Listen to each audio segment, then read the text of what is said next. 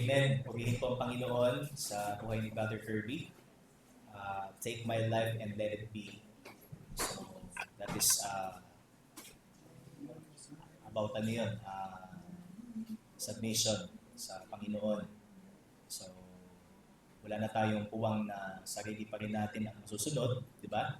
So, we offer completely ng buhay natin sa Kanya. So, mula ulo hanggang talampakan ay atin na pong iniaalay sa Panginoon. Amen? Amen. Kaya salamat po sa Diyos, sa awitin po na atin pong napakinggan at sa umawit ng awiting makalangan. So tayo pong lahat ay dadako na po sa ating Word of God. At samahan niyo po ako mga kapatid sa ating actually ito po ay selected scriptures, which means iba-ibang mga verses po ang ating babasahin. Pero pinaka-launching text po natin para po sa umagang ito is Psalm 29 verse 2 and 96 verse 9. So, dalawang verses po. But actually, magkahimig po ito pong dalawang verses na ito. So, Psalm 29 verse 2 and Psalm 96 verse 9. Okay, so pwede nating iipit yung isa, para mabuklat po natin agad yung kabila.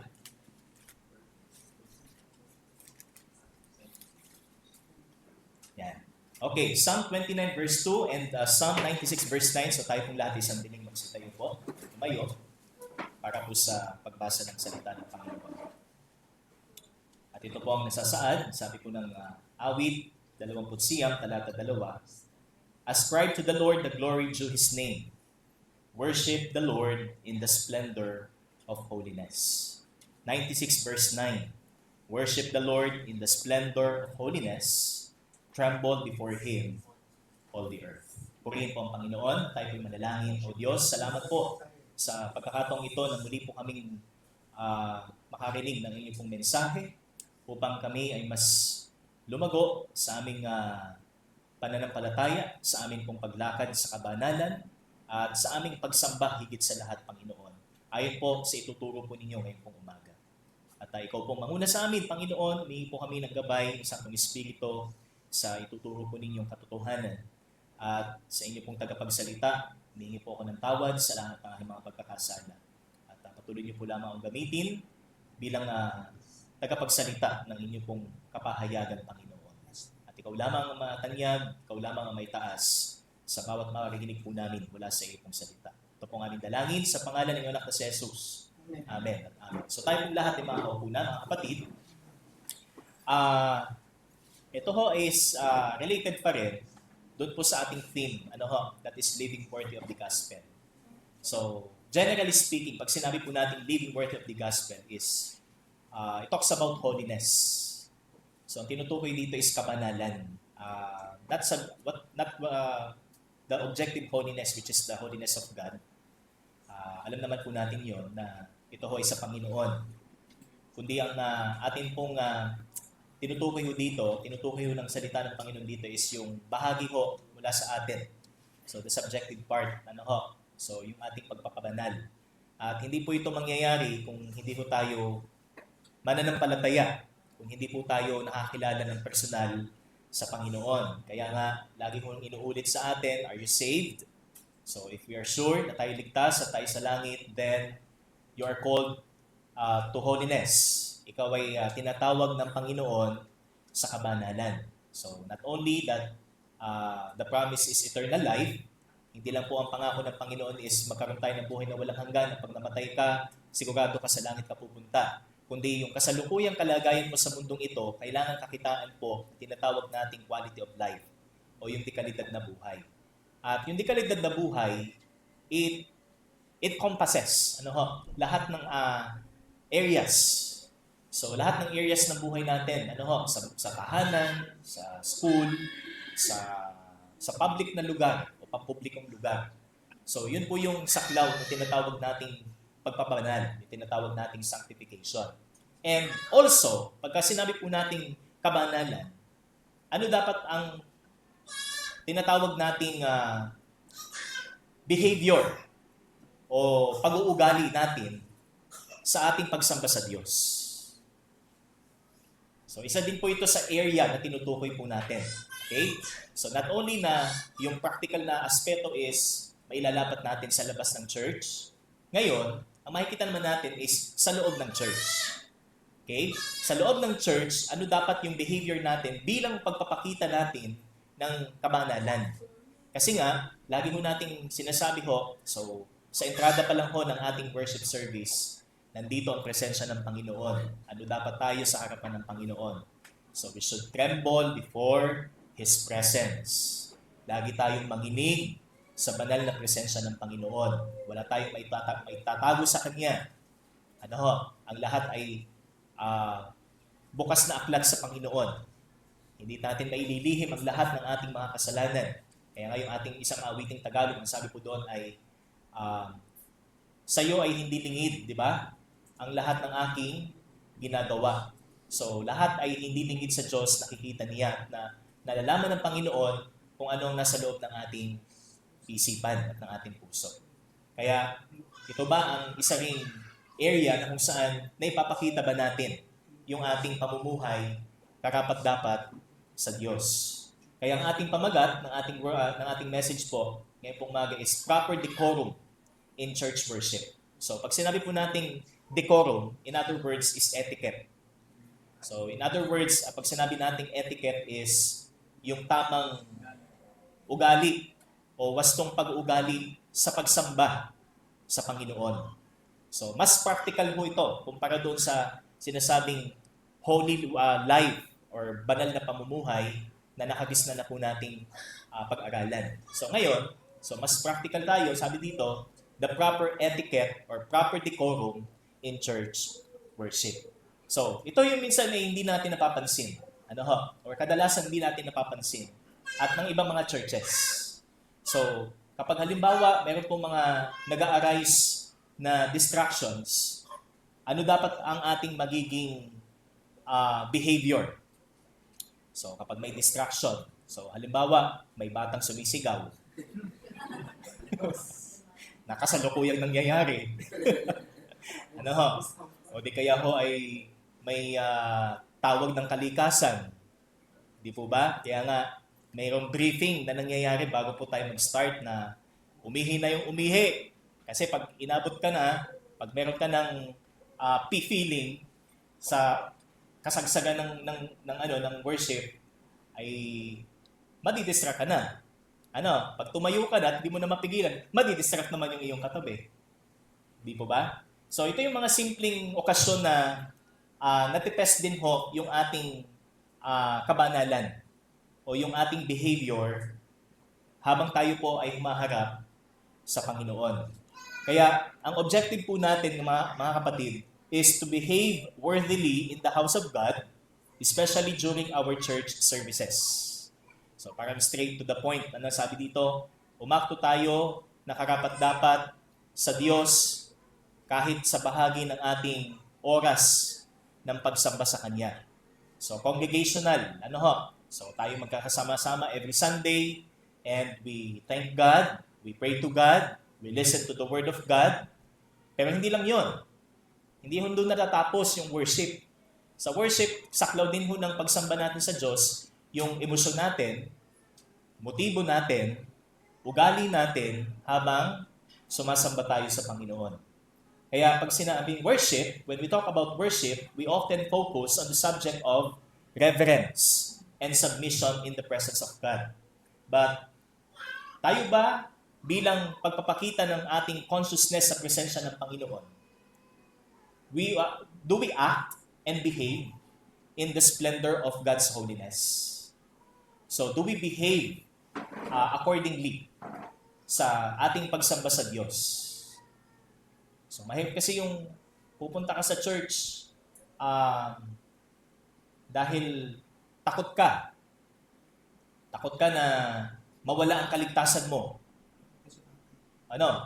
O di kaya, dadalo ka sa church kasi wala kang makakasama sa bahay. Takot kang mag-isa sa bahay. So, maraming rason para sabihin, hindi na ako attend. Mag-stay na lang ako sa bahay. Pero, mali din naman na pag tayo atin sa church, dahil takot tayo or for some reason, na hindi ho, parallel ho sa sinasabi ng banal na kasulatan. Kung baga, hindi dahil sa ating kaligtasan, kaya tayo umaten sa church. Ano po? So, do we worship Him in the splendor of His holy nature? Are you fully conscious of His presence? At this very moment, while you are sitting and listening, okay? Tayo ba ay conscious sa kabanalan ng Panginoon? So, nandito ho ang presensya ng Diyos. So, ano dapat tayo? Kapag halimbawa, meron hong kapitapitagang tao na nakaupo, hindi mo man siya katabi, pero kita mo siya, nakaupo siya, let's say on the front, the front row. Ikaw ay nasa third row, or ikaw ay nasa huling row. Okay? Pero kita mo pa rin siya. Hindi ba kahit papaano ay mapipino ang iyong kilos? Hindi ba?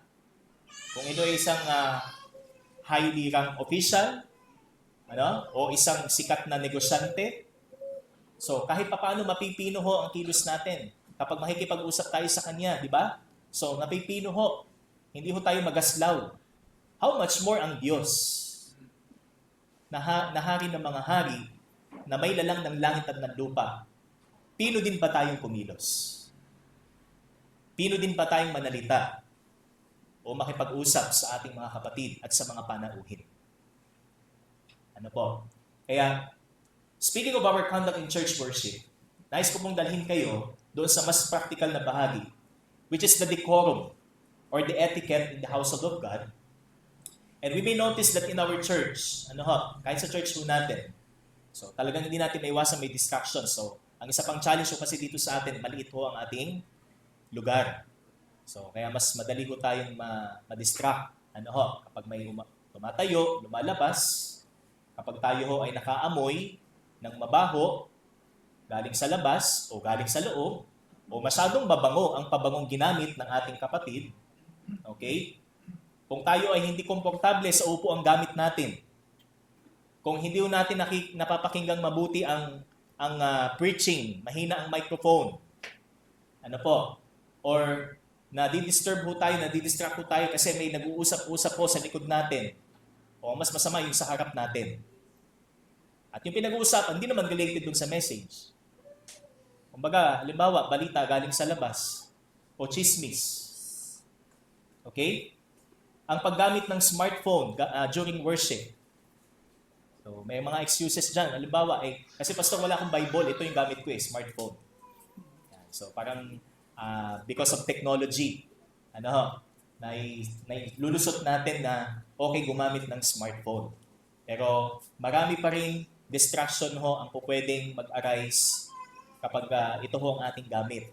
Patayin mo ang internet. Okay? Kung ayaw mo ma-distract pag gagamit mo smartphone, patayin mo ang internet, i-silent mode mo, airplane mode mo, okay? Para wala talagang makatawag sa iyo, wala talagang mangulit sa iyo, walang notification na magpa-pop doon sa iyong screen. Amen? Amen. Halimbawa, Shopee. Shopee! Di ba? O di kaya ay Messenger. So, yung mga ringtone na nagiginig natin pag may notification, pag may nag-chat. So, distraction yan. Narinig ng ating katabihan. Di ba? So, hindi lang ho yung ingay ng bata, yung ligalig ng bata ang ating pwedeng ika-distract sa loob ng iglesia. So, kahit yung mga sounds, na po pwedeng makaagaw ng ating atensyon, pwedeng gadget or anything, ay maaari pong maging distraction. Okay? Yung ating katabi na kulang sa tulog. Okay? So, pwede rin pong distraction. Kaya, we should be wise in dealing with all of this. So, maging matalino tayo at huwag tayo maging emosyonal. Sapagkat nakaharap po tayo sa Diyos.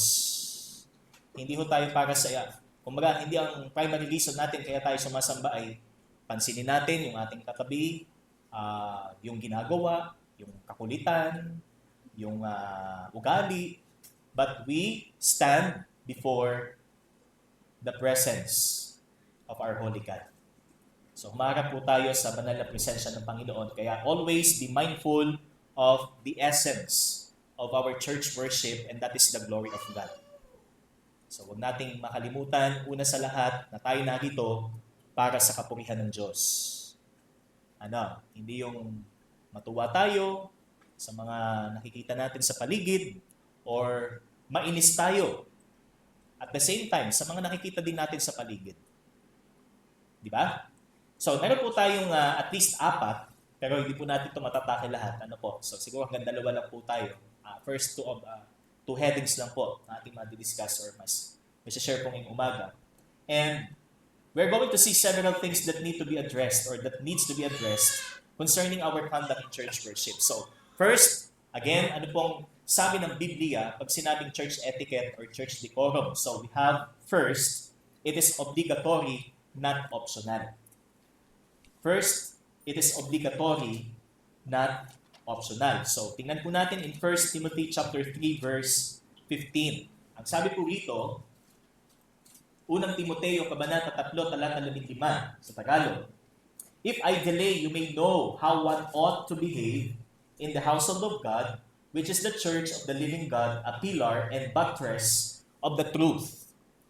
So, yung sinabi dito ni Apostle Paul na if I delay, you may know how one ought to behave.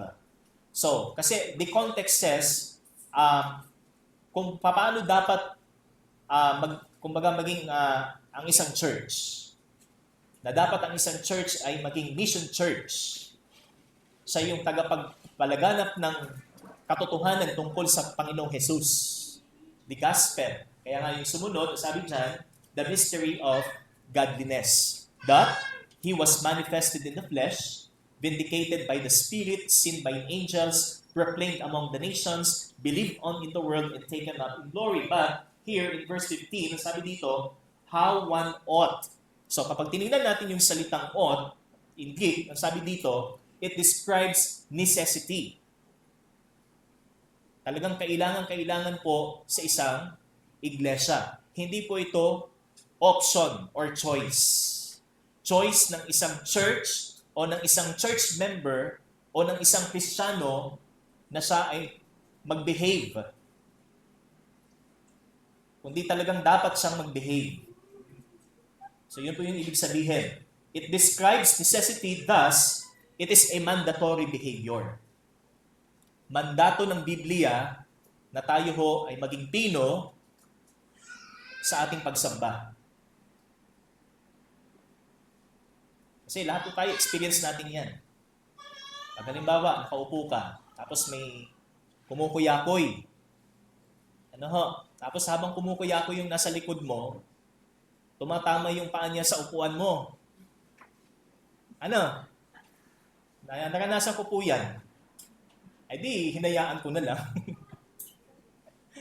Pero nakakap pa rin ako doon sa nagsashare ng salita ng Panginoon. Pero on the other hand, kailangan talagang i-address na anumang kilos nating nagagawa ay maaaring maging distraction sa ating kapwa. Okay? So it is a mandatory behavior, and the word behave, anastrepho, means to conduct oneself appropriately. To conduct oneself appropriately. So, ibig sabihin, proper. Talagang yung wastong pag-uugali ang ibig sabihin. That's why he addressed the early Christians in Ephesus through Timothy, the importance of behavior in the church, dahil unang pa lang sila kumbaga first generation ng mga Kristiyano. Wala pa silang idea kung ano ba dapat sa loob ng church. Kasi early church po ito Kagaya din po nung sa James, Jerusalem. So, wala pa silang idea how to behave. Ano ba ang proper behavior inside the church? Galing sila sa Judaism. Kumbaga, publicly ang kanilang congregation, public. Di ba? Sa labas sila. Ngayon, anong time na yun sa sinagoga. Pero ngayon, meron ng proper place or kumbaga designated na lugar para po sa pagsamba sa Panginoon. Kaya, sabi dyan, the importance of behavior. So yung kahalagahan po ng pag-uugali sa loob ng iglesia, kailangan ho natin i-considera. Ano po? The do's and don'ts during worship. Yung dapat at hindi dapat sa oras ng ating pagsamba. Okay? At ito isang malungkot na realidad. Kahit minsan ay meron pong mga Kristiyanong magulang na wala silang pakialam sa behavior ng kanilang mga anak habang may worship service. So, experience ho ng iba sa atin yan o maaaring tayo mismo experience ho natin yan. Na hindi sinasawata ang mga bata kapag nakaka-distract sila. Okay? So, isa din ho yan sa kailangan maging concern natin. Ang mas masaklap pa ho, hinahayaan lang. Hinahayaan lang po na magpagala-gala sa worship hall and maglaro. Sabi nga, kaurasan ng mensahe. So, meron pong isa tayong kapatid na hindi naman po natin kasama dito, na-experience daw po niya sa Mindanao. Siya yung matindo doon. Na walang pakialam ang mga magulang kahit ang mga bata ay pumunta sa unahan. Habang nagpipreach ang pastor, ay ang bata ay nasa unahan, aakit sa stage. Walang pakialam. So, hindi nila alintana yung distraction na po pwedeng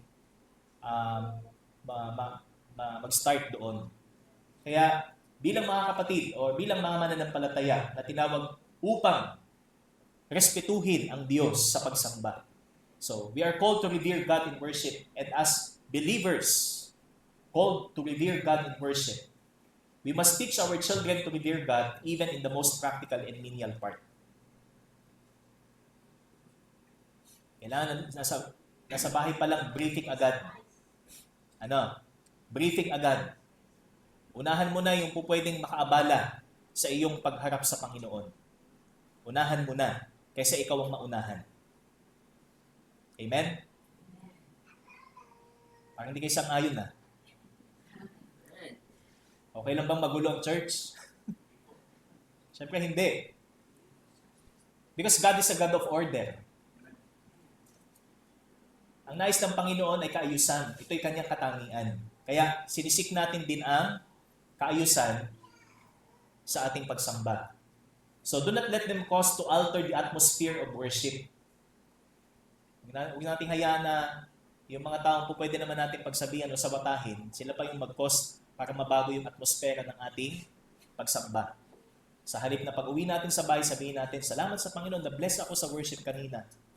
Pag-uwi natin sa bahay, masasambit natin, ang pagkakulit ka ng batang iyon, ang pagkakulit ka naman ng anak ni kapatid na ito, ang pagsaingay, di po ba? Kaya we must behave accordingly and teach each one to behave. And this is obligatory. It is not an option. Hindi ito choice mo lang. Ito ho ay mandato sa atin ng Bible. So for our application, to behave during church service is another way of expressing our reverence to God. Ito'y pagpapakita rin ng ating paggalang sa Diyos. Pagtatangi. Sa Panginoon. Talagang kumbaga, may sense of exclusivity sa Diyos. Na talagang siya lang ang dapat nating itaas. Hindi yung sino man o yung pwedeng makadistract. So, that is number 1. It is obligatory, not optional. And we have number 2. It is observable, not merely appearance. So, ano ibig sabihin?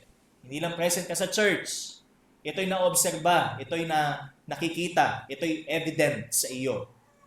Ito'y tinatawag nating church decorum or church etiquette. So, punta naman po tayo sa chapter 2, verses 8 to 10. Same book pa rin, 1 Timothy. Ano po?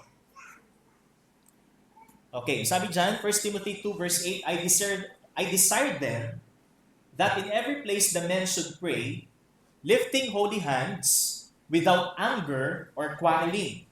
Likewise also that women should adorn themselves in respectable apparel, with modesty and self-control, not with braided hair and gold or pearls or costly attire, but with what is proper for women who profess godliness with good works. So, the entire passage, ano po? So, binasa mo natin from verses 8 to 10, talks about both men and women.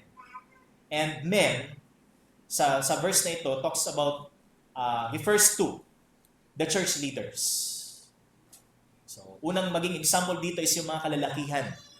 Sabi dito, ang mga kalalakihan sa kanilang pananalangin, sabi dyan, kailangan manalangin sila, should pray, in light doon sa preceding. Kasi ang sabi ko dito is, lahat ng tao ipanalangin. Okay? Lahat ng pleadings, intercessions, and some other ways ng panalangin kailangan gawin ng mga church leader. Yan po yung sinabi dito sa verse 8. And should pray lifting holy hands. So this is not simply a posture. Hindi lang ito postura ng pananalangin na nakataas ang kamay. Ang sinisignify mo nitong lifting holy hands is yung practical. Yung way of life mismo. Kasi hand signify action. Lifestyle.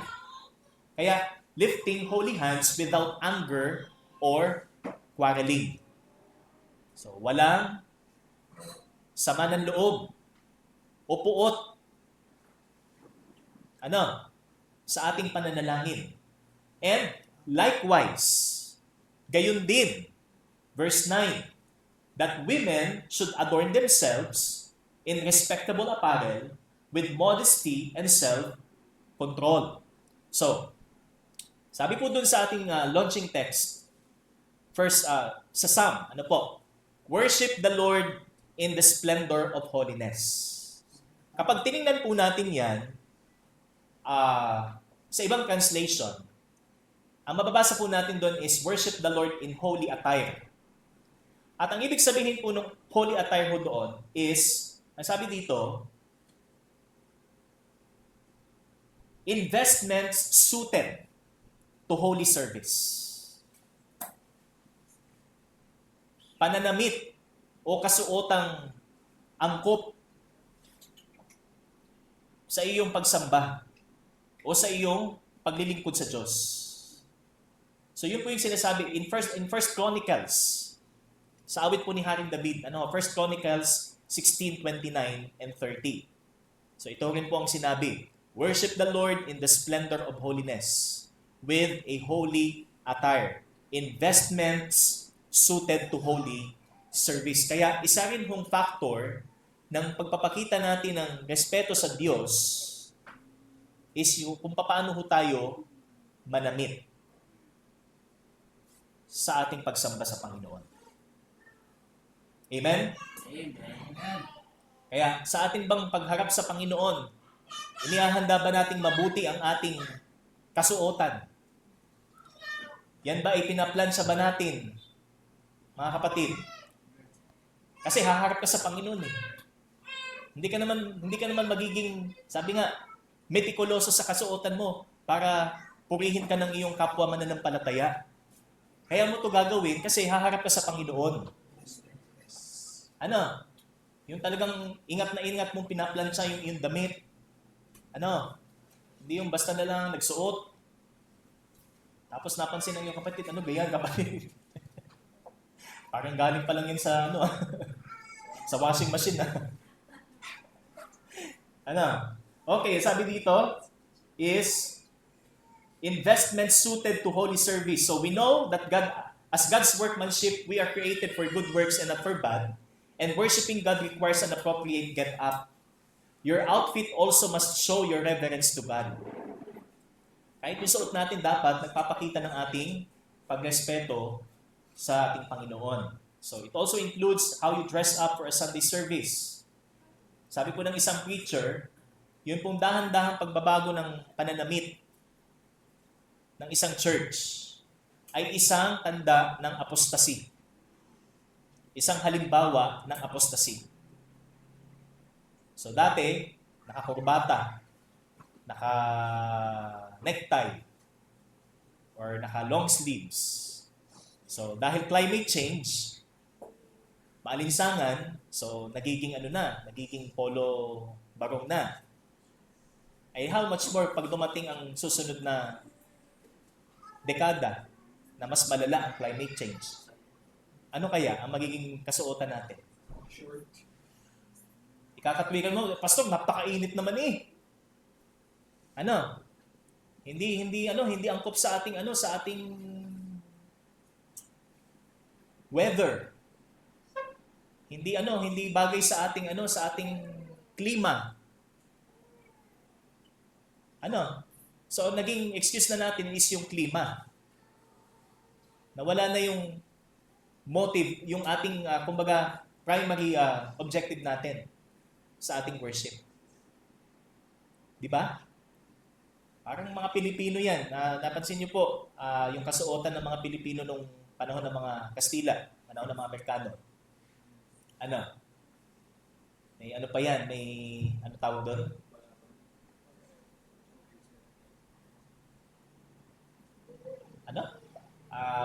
Parang basta kimona, parang ganon. Patadjong. Hindi ba? Yung mga kalululuhan natin, kung mayroong mga litratong nakatago, nakita natin. Kahit nasa public place sila, ang suot nila is formal. Kahit mga ordinaryong tao. Pero ngayon, ano po ang makikita natin? Ang kasuotan ho. Hindi po ba? And sadly, dahan-dahan din po ito, gumagapang po ito dahan-dahan sa mga iglesia, sa mga churches. Kaya sabi dito is clothing. Kailangan po maging concern po natin ang ating clothing. So sabi po dito sa verse 9, women should adorn themselves in respectable apparel. So, kasi yung word na likewise, bagamat ang naka-address ito sa mga kababaihan, pero yung principle ng appropriate dress or appropriate attire ho, it applies sa lahat ng mga Kristiyano. Kahit lalaki. Ibig sabihin, babae naman yan. Magdadamit babae? Ang lalaki, hindi. Hindi po ganon. Ang ibig sabihin yung principle ng angkop na kasuotan. Ito ho ay addressed para sa atin. Okay? Regardless kung anong ating kasarian. So, proper clothing. Honoring God is also defined by your adornment in worship. So, the word adorn means to arrange. From the word kosmeo. Cosmos. Ano yung sabihin ng cosmos? Order. Hindi lang siya world. Kasi may translation ibig sabihin mundo. Ang ibig sabihin ng cosmos here is order. Kaayusan. Sa pagharap sa Panginoon, dapat maayos. Pero nangyayari minsan na pag-attend natin sa church, kahit ako man, problema ko yung aking buhok. pag walang gel, tapos tricycle. So pagpasok ko dito, siyempre, tatanungin ka, Pastor, anong nangyari sa buhok mo? Mahangin ba sa labas? So, yun yung challenge po. Okay? Kapag harap po tayo sa Panginoon, kailangan prepared and order. Maayos. It tackles not only the clothing but the whole look, the whole demeanor. Yung buong yung buong gayak natin. So, that is the whole demeanor from head to toe. Kumusta ang buhok? Maayos ba? Kumusta ang suot? Planchado ba? Kumusta ang sapatos? Napunasan ba? Di ba? Proper hygiene. Okay? Naligo ba muna bago umaten? Nakapagsipilyo ba bago umaten? Nakapagpagupit mo na ba ng kuko bago umaten? So kahit doon sa mga simpleng bagay, ito ay pagpapakita pa rin ng ating respeto sa Panginoon. Hindi lang para masabing, napakalinis naman ni brother, napakalinis naman ni sister. No. Sa Panginoon tayo kung humaharap eh. Kaya natin ginagawa. Amen? Amen. Okay, so first is proper demeanor. Clothing, kasuotan, mula ulo hanggang paa. And proper cast or appearance. Kasi ang sabi po dito sa verse 9, women should adorn themselves in respectable apparel with modesty and self-control. Hindi lang na may kasuotan kang angkop, ang gaslaw namang kumilos. Okay? Kailangan, kumbaga, based on sa kasuotan, kailangan ang kilos natin ay ayon dun sa ating kasuotan. Kasi yung salitang modesty sa Tagalog po ay kahinhinan. So, mahinhin, Maria Clara. Meron pa bang Maria Clara sa atin? Mga kapatid. So, ang sabi po dito is, women must appear with modesty. It refers to modesty mixed with humility. So, yung salitang modesty ho is mixed with humility. May kababaang loob that carries the idea of shame. So, meron siyang kahihiyan sa kanyang sarili. Yung postura ho ba na may pamaypay tapos nakatakip? Hindi baga? Naalala ko yung isang artista ho na wala na po si si Gloria Romero. Yan. So, ang mga kababaihan daw pag tumawa nung unang panahon, may hawak na abaniko. Tapos pag tumatawa, tinatakpan yung kanilang bibig. So, ganun daw pag tumawa ang mga kababaihan noon. Ang mga kababaihan ngayon, hindi na. Di ba? So, iba na ho. Sabi nga, kaya, she must appear with self-control as well, not only with shame sa kanyang sarili. Naku, baka naman mapulaan ako ng aking kapatid. Yan, sa aking kinikilos. So, sa mga kababaihan, and vice versa pa rin sa mga kalalakihan. Ang lalaki, bagamat mas mas magalaw, kailangan pino pa rin. Okay? So, also with self-control. Ang ibig sabihin po is chastity. Ang ibig sabihin ng chastity is the restraint of self over sexual passions. So, hindi siya kumbaga engaged sa pagkakasala. So, talagang siya ay dalisay sa kanyang pagkatao. Kaya, yun yung tinatawag nating proper caste kilos ng isang church member. Okay? Kailangan maging pino ho tayo sa pagharap sa Panginoon. Kaya purity in both inside and outside is the reflection of our fear of God. So, reflection ito ng ating pagkatakot sa Diyos kung ano tayo sa loob at sa labas. Kung ano yung itsura natin sa labas, ay dahil yan din yung ating kalagayan sa loob. Maaari. Hindi tayo nakapaghandang mabuti sa ating pagharap sa Panginoon. Kaya kahit sa panlabas, napupuna ho na hindi tayo handa. Kailangan nandun yung ating preparedness and submission sa tawag ng Panginoon na sa oras ng pagsamba, sa Kanya lang tayo. Ilang oras na ho ba tayo magkakasama? Hindi ba? 2 to 3 hours. Tapos doon sa 2 hanggang 3 oras na yon, ilang minuto lang ho tayo nakakonsentrate sa salita ng Diyos. Ilang minuto lang po tayo nakakonsentrate sa sa awitin. Kasi nangyayari din po ito, may mga hindi umaawit. Kasi hindi nila prefer yung kanta. Hindi ba? Hindi nila prefer yung tono.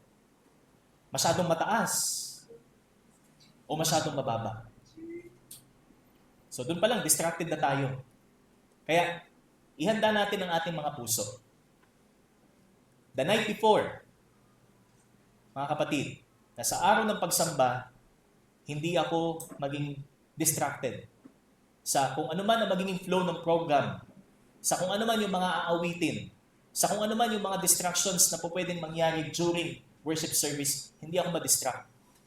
Sa Panginoon lang ako magpo-focus. Amen?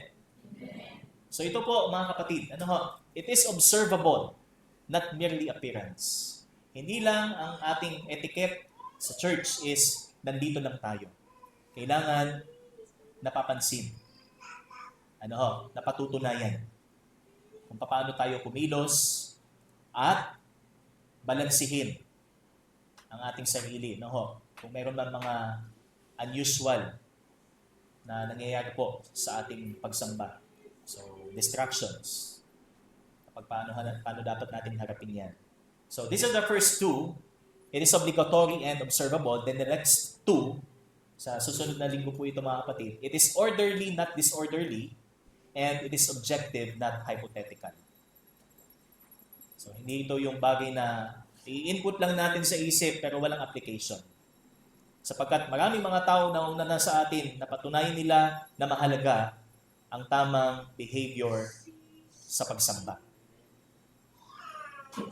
At yan po ay sa susunod natin pag-aaralan sa biyaya po ng Panginoon. Tayo po'y manalangin. Salamat po Panginoon sa iyong pong salita na minsan pa ay kami ay inyo pong pinaalalahanan about the importance of the conduct or behavior sa oras ng aming pagsamba sa inyo. Ikaw pong patuloy na lead sa amin, Panginoon, sa paglalakad po nito. Sa oras ng aming pagsamba, hindi kami maging distraction o maging dahilan ng pagkakuha namin ng atensyon ng aming kapatid sa Panginoon o sa iyo, Panginoon. Kaya, hawakan niyo po kami sa patuloy namin pag-aaral at paglalapat ng iyong pong salita. Muli, ang papuri at ang pasasalamat ay sa iyo po lamang, sa pangalan ng iyong anak na si Jesus.